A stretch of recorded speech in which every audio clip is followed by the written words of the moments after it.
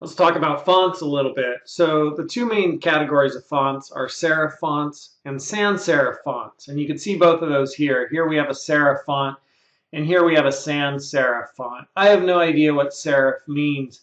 I have heard that in French, sans means without. So if I go to Google Translate and go from sans in French, means without, right? In English. What if I went with serif? Nothing, right? Do I mean serif? Nothing. All right. So sans means without. We do know that. And what about if we were to define serif? Define a slight projection finishing off a stroke of a letter of certain typefaces. So there you go. So anyhow, a serif font is going to have slight projections protruding off the letters, right? So you got little feet here on the letters. A sans-serif font has no feet. It's without those little serifs. So sans without, sans-serif without serifs. So this is a serif font, and this is a sans-serif font. And if we look at something like Microsoft Word, you know, you could find both of those. So Times New Roman, I believe, is an example of serif font. Let's look. Da, da, da, da, da, da. Times New Roman. There we go. Times New Roman.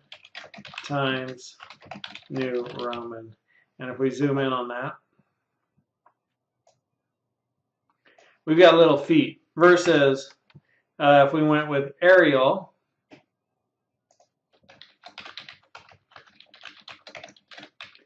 right? No feet.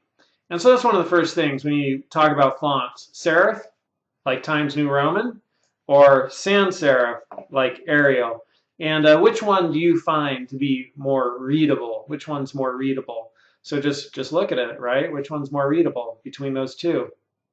That's the question. Maybe one of these is better for a heading, like this would be the news heading, and then another one is better for body text. Let's try a paragraph of text. So I'm going to use a little Microsoft trick here and see if this does it.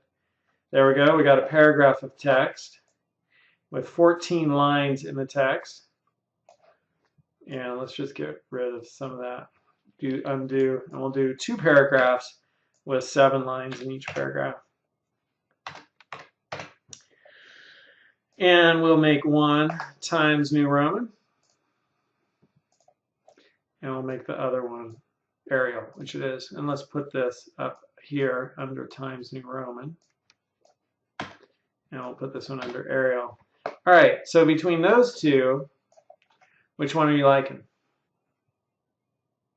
Which one would you want to read?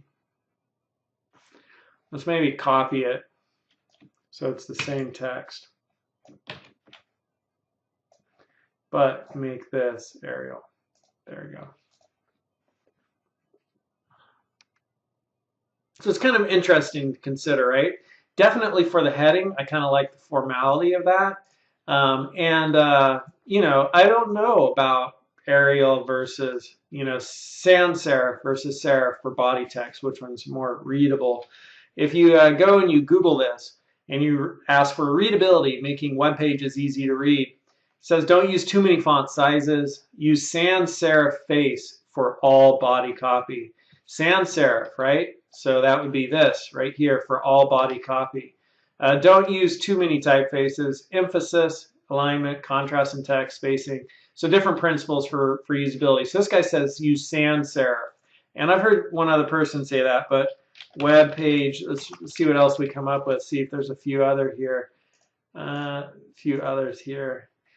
And this guy says a sans serif font is easier to read than a serif font. So he also says the same thing, sans serif. So that would be like Arial, right? So it looks like for the web, sans serif, like Arial, is better for body text.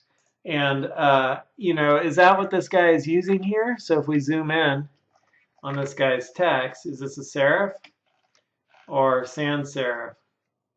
Yeah, and so no little feet, right? No little feet on the M there. So that'd be sans serif. Kind of cool. All right, sans serif, readability.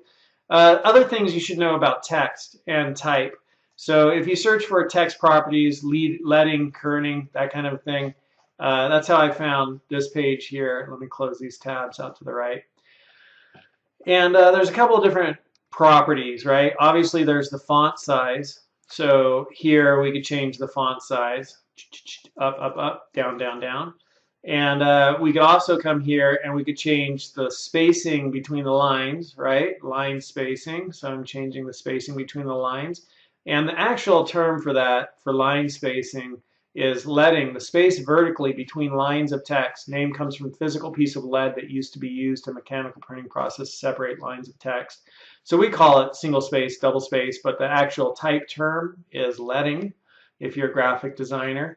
And then we have kerning, which is the space between each letter.